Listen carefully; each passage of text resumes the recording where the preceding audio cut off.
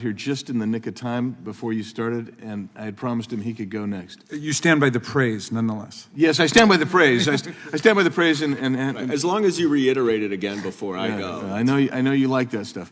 So, Mr. Cohen, yield to you for 5 minutes. Thank you, Mr. Chair. I listened to your testimony and appreciate your issue, and I've got a bill on the SOAR bill, which you may know, but Ms. Basham didn't mention it, and I think in a list of bills she mentioned. But I want to ask each of you, have any of y'all heard of either Andrew or Tristan Tate? Ms. Brugman, what do you know about Andrew and Tristan Tate?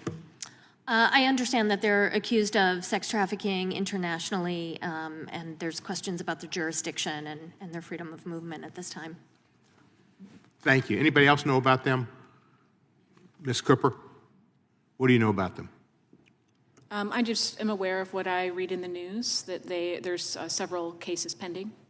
And they are social activists and whatever they call them, influencers. Correct. Right, and they were, they're no longer having their travel restricted. They were allowed, given their U.S. passports back today, and they flew on a plane allegedly straight to Fort Lauderdale.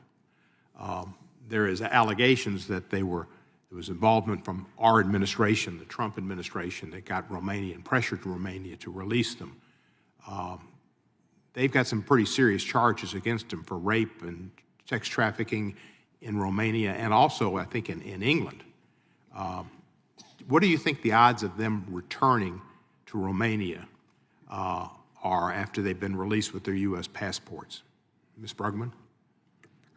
My assumption would be very low. Yeah, thank you. And anybody else have an opinion? Well, that just happened today. It's pretty startling what they've done. They're dual U.S. UK citizens, and not good folks. Let me ask you: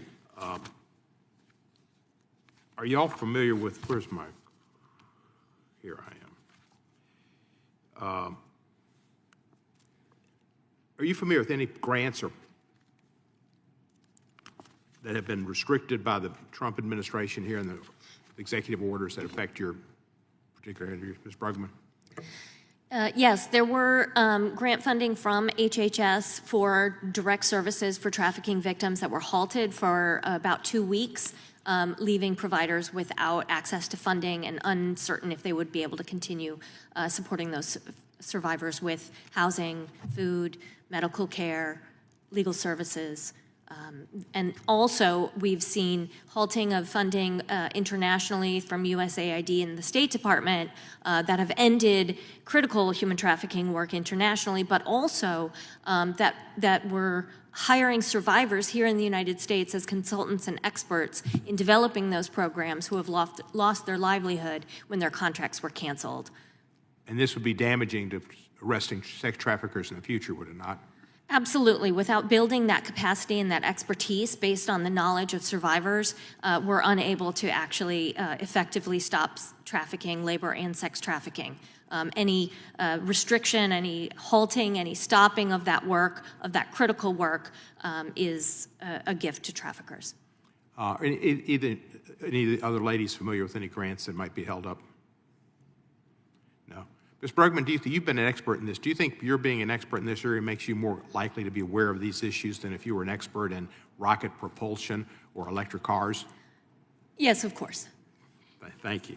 The DOJ office that administers the Office of Victims of Crime and the Office of Violence Against Women and the Office of Juvenile Justice and Delinquency, all of which fund important anti-trafficking exploitation programs, they've been threatened to be slashed as well. Are you familiar with that? Yes, sir. We're very concerned about the ideas that those offices, the staff would be slashed. We need those staff to help administer these grants and make sure that the funding continues to move forward, that everything is reviewed and programs are provided with the support they need. And when we look at budgeting, and we've been given by the judiciary areas of over $100 million to look at budgeting, do you think these areas are more important to stop sex trafficking than building a border wall? I do.